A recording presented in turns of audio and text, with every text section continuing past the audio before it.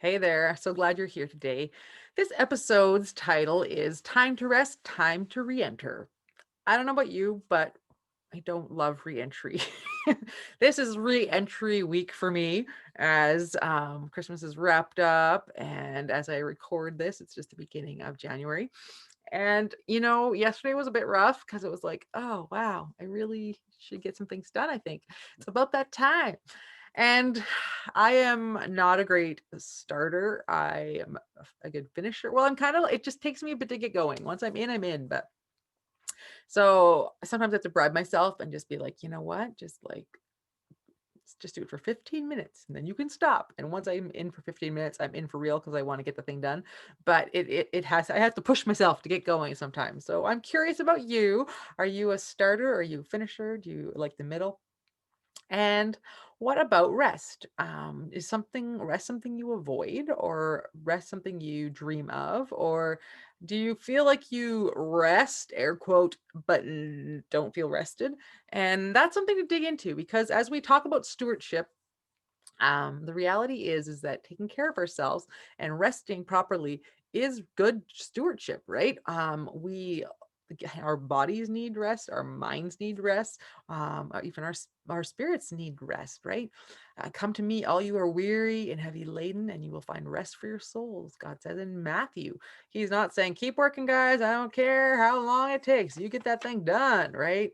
And so I think that we need to be good stewards of rest, and we need to figure out what is rest for us. Maybe it is going for a walk outside. Maybe it is skiing. Maybe it is reading a really good book. Maybe it's listening to podcasts. Maybe it's watching a documentary.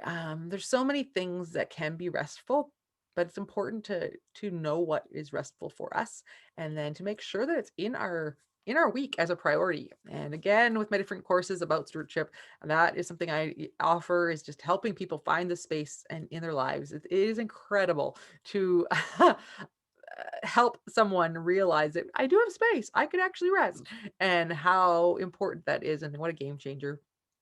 So if you ever need help with that, I am available and I would love to work with you. Sometimes I think that maybe we avoid rest because we're not sure what to do with it. When we talk about the freedom builder of stillness, people say that, right? Like, well, I just am not gonna be still because my brain just is busy and it's stressful. And when people are grieving, they talk about that too. Like, well, I just keep busy. That way I don't think about it. Those are ways of coping, and there's maybe a time and a place for them, but we do need to rest, and we do need to learn how to do that transition between whew, slowing down and also the transition back into reentry. For me, I've noticed that I need a chunk of time to rest. And yet God has been tweaking with that too, and just being like, you know what? I am your rest. I am your all, not having a chunk of time. So be willing to be flexible in that too. But also the reality that it takes time to slow down. So when you've been on a go, go, go schedule, when you start into your time of rest in your week, there's going to be it's going to take a minute. It's going to take some time for your body, your mind to gear down. So to be able to, yeah, know that what a Matthew 11:28 says, and other verse about being still and resting, um, are good to remember. Be at rest, oh my soul, for God has been good to you. In Psalms, and just to let yourself know and teach yourself, preach to yourself that I'm allowed to rest. Resting is a good choice. Psalm 23 talks about how he leads me to quiet waters. Whew, he restores my soul. And I think sometimes we forget to remind ourselves that we're allowed to rest. And so much so that it is vital to have it in our schedule. No one's going to tell you, go get some rest. Maybe if you are passing out on them, maybe if you're recovering from surgery. Um, but sometimes it feels like that can be a hard thing to do, right? If someone just says, go rest, and it's like, but I have toddlers and that seems impossible, or I can't because I need to work at my next shift, or whatever. There are ways to sneak rest in that are doable, that are peaceful, that are simple. And I would love to dig into that with you and just help you discover what your rest points are. I have a friend who has discovered that just like sitting in her rocking chair is restful to her, and she doesn't have to do it maybe for hours on end because she doesn't have the time, but just to sneak in that little 15 minutes here or there. For myself, I'm trying to practice pausing in the later afternoon because it's usually when I peter out and then I still have things in the evening happening. But if I just pause and regroup and just actually make myself a cup of tea and hang out with Jesus and just sit and be, it kind of gets me regrounded for the evening. So make sure that there is a time to rest in your schedule daily. Like I would even say numerous times throughout the day, maybe not huge, big chunks, but like definite times where you can say, okay, no, now I'm going to just take a moment to rest. And you actually have to book it in like an appointment because no one, like it won't just happen. I promise. Guarantee. Um, so the reality is that there is the reentry, and that can be hard because sometimes it's like you're getting to finally get your nap, and then all of a sudden a little kid was at your door knocking and asking to watch more TV, or someone hurts themselves and you are all of a sudden on call. And so there's a reality that reentry can be really jarring. Not that it's planned to be that way, but just the reality of getting back into swing of things. And I felt that this week, and I felt that we were skiing earlier at the beginning of the holiday, and that was so much fun. And then coming home was kind of like, oh, really? We're going home? And yet part of me, you want to sleep in your own bed, have a bit more space, whatever. But and so it's important to kind of dig into that too. What is it about reentry that is stressing me out? And just to say, well, it feels like I need to do all the stuff this week, or now I'm behind because I took time off, or whatever, and really dig into those thoughts and say, is this really true, Jesus? Like, what? And ask him, what is it you want me to do this week? What is it that matters for tomorrow? And what?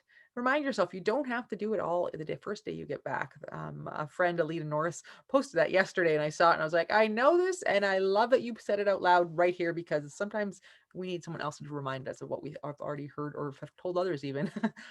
But and I've been writing in my planner when it's been a weird wild week or a re-entry week, just like give yourself grace. Like this is not a week to add, this is not a week to hit all the goals perfectly. This is just a week to just kind of get back into the flow and give yourself some space and slack and grace just to get things flowing more smoothly. I think it's also important just to get prepared, right? When we know that it is time to re-enter, that it's our time to re-enter, that we also are prepared, and that helps take the edge off. So for me, that means Sunday evening, I will go to church, will have space in the afternoon to breathe and sleep and play and all that. And then around 5 or 6, I'm like, all right, let's figure this out. So we'll have usually a leftover supper. And then afterwards, I figure out my schedule for the week. And then I can see, okay, this is what is happening and get my grocery order in or whatever, and just feel ready for the next week. And then lately we've had it at kind of a rebuild the house evening. It's a fun time. Just joking. The kids don't really love it, but but it has been really helpful for me mentally just to be like, okay, I know that it's built into the weekend. So Sunday evening, I can say to the family, hey, these are the 4 things I need to have happen. And they can make that happen, and I can take care of the back end of things, which is to get it their schedules and appointments and all those mom things organized or CEO things organized. And so that's been really helpful for my reentry into a new week. And then as I was thinking about this talk in this episode, I realized, Jesus totally modeled this for us, right? Like it's hilarious how a person thinks, oh man, I learned this thing. And then when you actually just like go back to what Jesus was doing in the Bible, it's already there. But anyways, he's so gracious and he'll teach us through himself and his own example. And then he lets us know through our own experiences also. And so when you see Jesus' life, he definitely stepped away from the busyness of teaching and miracles and discipling, and he went away to be with his father. And then he came back, and he did the back and forth. And you know what? Sometimes it always didn't work out perfectly, right? Sometimes they just were all there again and wanted him to speak to them, and his heart had compassion on them, and he did. And then he took a break somewhere else. So I think it's just a really important principle of being filled and refilled, right? And as we do that, how does that look in our lives? How does that look in our homes? How does that benefit us? I know people do the night before routine. Fly Lady talks about it, just taking that 15 minutes before bed to be like, what are the things I need so that I can flow well in the morning? It just takes that mental pressure off, right? And so we can just move forward. Um, so I just encourage you to look at your life and say, where is my time to rest? Where is my time to re enter? Is that working? if it's not working, what's not working about it, and just have that journal time or talk time, go on a walk with Jesus, whatever you do to connect with him, and just say, how can we get this better? And let him grow your freedom flow as you look into that. As always, feel free to connect with me. And if you haven't had a complimentary coaching session, I'd love to connect with you. If you have been hearing about these courses and want to check them out, go to the website www.andreafair.com and go check them out. And there's obviously coaching packages that can be connected to those courses. So you can buy the courses. The courses usually take about an hour to do, the mini ones that I've created. And so it's little videos, and then you work on the guide that goes with the video, and then you go back and forth between videos and guide until you get the content and you actually leave with a plan, because I really love that. That after an hour you actually have like, this is my plan, this is what I'm doing. And not that it won't get morphed um throughout the season, throughout the year, but it gives you that touchstone to go back to and say, okay, life got crazy again, what needs to change, how can I do that? And then you also can connect with me and say, hey, can I? And some people like to do that for even accountability, and just to be like, okay, if I buy this course, I might never do it. But if I buy it with a coaching hour, I have to show up and talk to Andrea. Therefore, I will do it. And so it's kind of a win-win that way.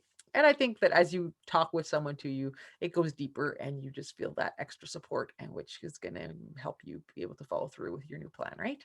So, anyways, blessings on you, and may you continue to grow in freedom as you grow in developing your rest plan and in developing your reentry plan. And may you just experience God's peace and blessing today.